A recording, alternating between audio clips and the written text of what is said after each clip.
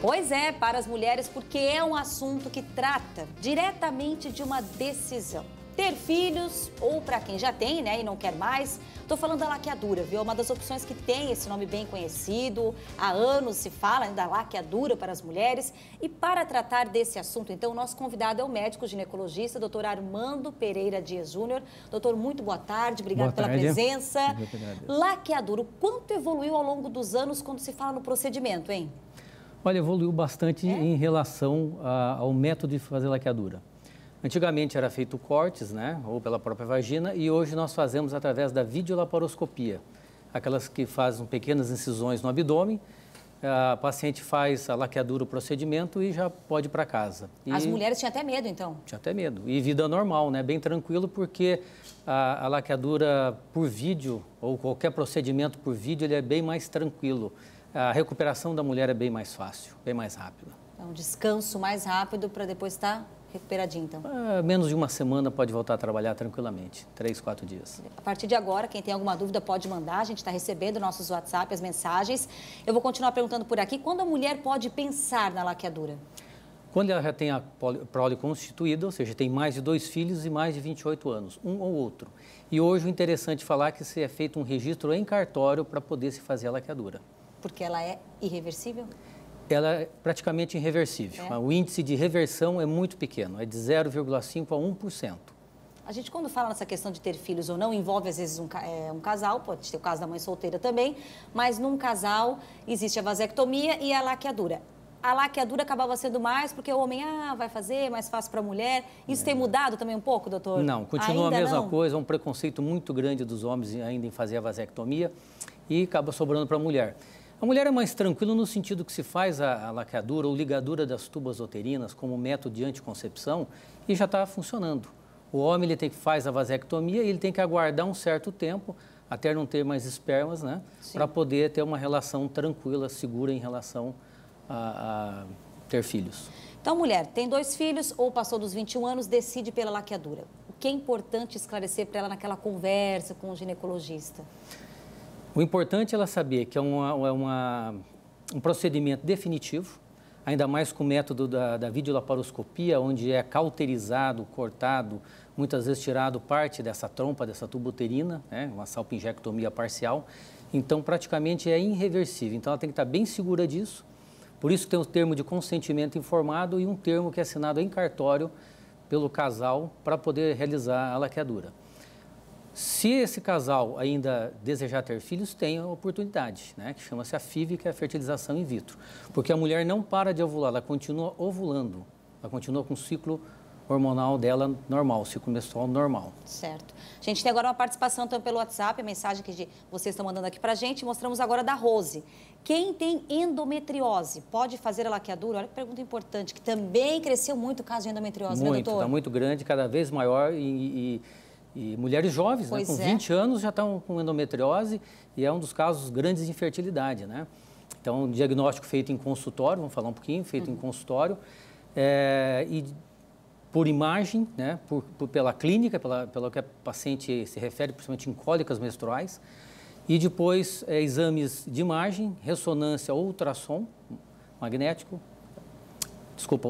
ressonância magnética. Certo. E depois o padrão ouro, que é a videolaparoscopia que nós fazemos. Então, quem tem endometriose consegue depois fazer a laqueadura?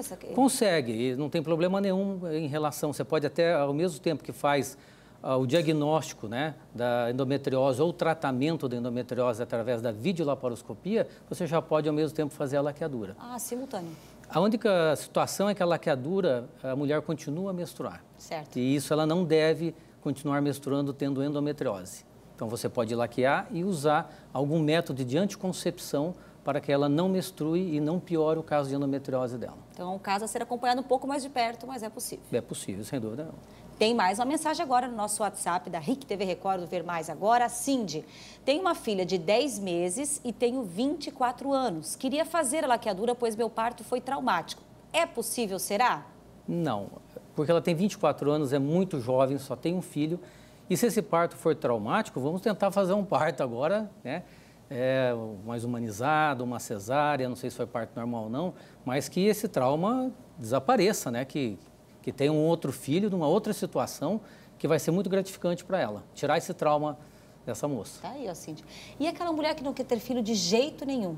Espera até os 28 anos e assina esse documento no cartório? Se quiser fazer laqueadura, né, claro? O médico fica um pouco com dificuldade em relação a isso, né? Porque pode mudar, né, de Pode repente, com os mudar, anos. exatamente, mas aí tem aquela opção dela poder fazer uma FIV, uma fertilização, então não zera essa questão.